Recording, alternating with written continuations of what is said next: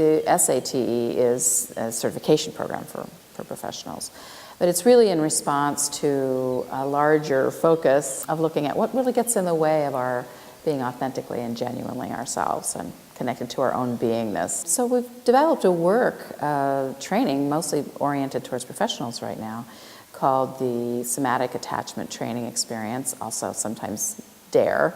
It's known as DARE as well, Dynamic Attachment Repatterning Experience.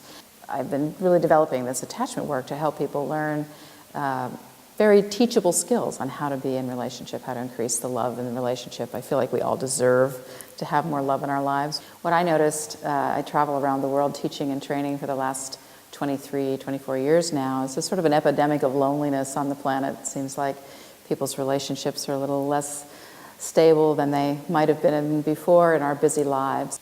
One of the things that I notice seems to really be relevant in learning the skill of loving is really understanding our original template for relationship. The mother-child relationship is really fundamental because you're bonding on such a deep level with the mother in utero, and then also shortly after that, deep connection for at least the first 6 months usually. And that relationship really influences, almost creates a template for what our relationship pattern might be that we bring into adult relationships.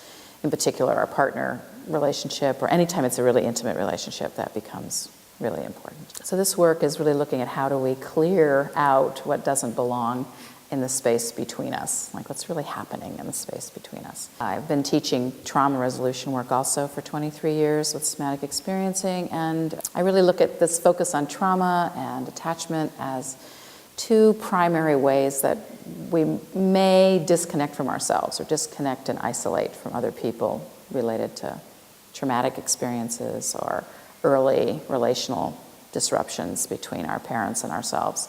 And not, again, to lay blame on anyone for that. It's a generational issue. If we want to go into blame, we kind of have to go all the way back to the caveman.